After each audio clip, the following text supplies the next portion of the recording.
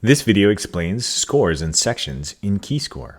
Here, we're looking at the library view, which shows all the sheet music I have in the app. Each entry in the library is called a score. A score can be one piece of music, such as Beethoven's Sonata No. 1, or a whole book, such as the Simon and Garfunkel Songbook. Both of these scores have subsections, which I can see by tapping on the arrow to the left of the score. There are the sections in Sonata No. 1, one for each of the 4 movements. And in the songbook, we see 14 sections, one for each song. Creating sections in scores offers 2 benefits. First, it's easier to navigate through long scores with sections. And sections are needed for KeyScore to track your playing and automatically turn the page. More about tracking in a minute. Let's look at navigation first. Just tap a section name underneath the score to open the score right at that section. I'll tap on the 3rd movement of Sonata No. 1, Menuetto and Trio, and it opens right up. Bring up the menus by tapping in an empty part of the music, and you can see the score name and current section in the top bar. Tap on this down arrow to the right of the title to see more info about the score. Here I see the composer, genre, and other fields. This data is useful when searching in the library, particularly if you have many scores. When I tap on section in the top bar of the popover, I see info for the current section. To quickly navigate to another section, I'll dismiss this info popover and tap on the section icon in the lower right. This brings up the section index, where I can see a section for each of the 4 movements and the start and end page of the movement or section. I'll tap on Allegro, and KeyScore will turn right to the starting page. That's all it takes to navigate in KeyScore. In addition to easy navigation, having sections in your score lets you prepare the section for automatic page turning.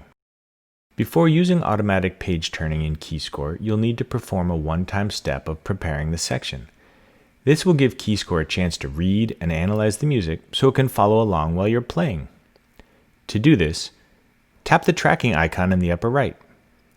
Since this section has not already been set up for tracking, this box is telling me that I need to set up the section.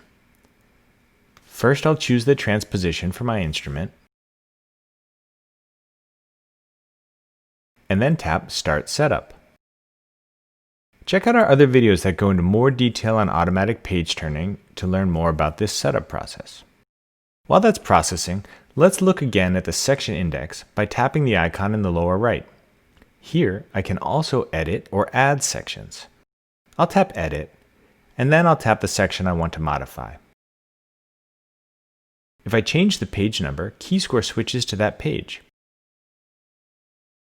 So I can see right away that page 8 is not the start of Prestissimo. I'll change that back to page 9, and I see Prestissimo starts there in the 4th line. When you're done editing, you can simply tap outside the popover or tap Done to dismiss, or to remove a section, tap the trash can icon. There we see that the 4th section, Prestissimo, is now gone. Let's add it back. Tap Add to create a new section. We're currently on page 9, so KeyScore fills that in as the start page for us. I'll type in the name, set the end page, and tap Add. There's Prestissimo again. Sections make it easy to navigate long scores, and they're required to use KeyScore's tracking and page turning features. Entering all that data by hand can be tedious, but KeyScore can do the bulk of the work by identifying the sections for you. Let me show you this with a score I just downloaded from IMSLP. Here is Brahms 3 Intermezzi. I'll open that up and bring up the info popover to type in some details.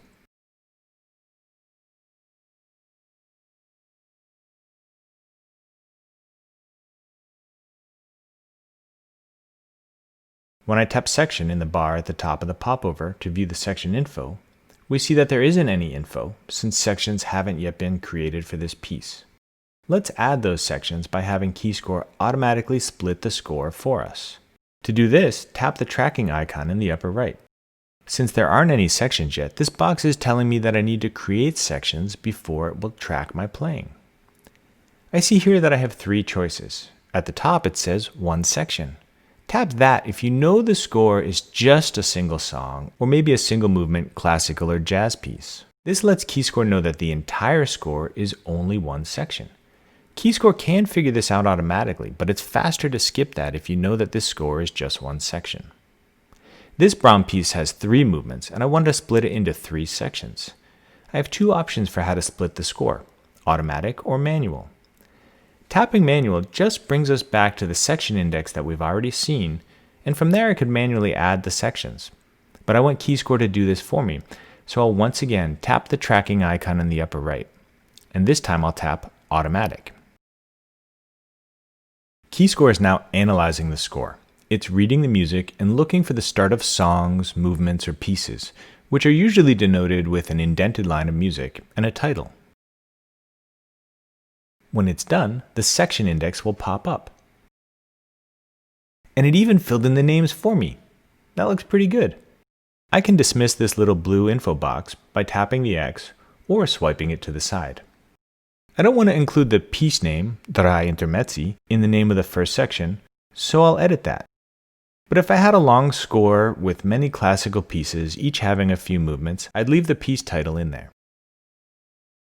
Now that I've edited that, I can move to the next section, and KeyScore flips the page to the start of the section for me.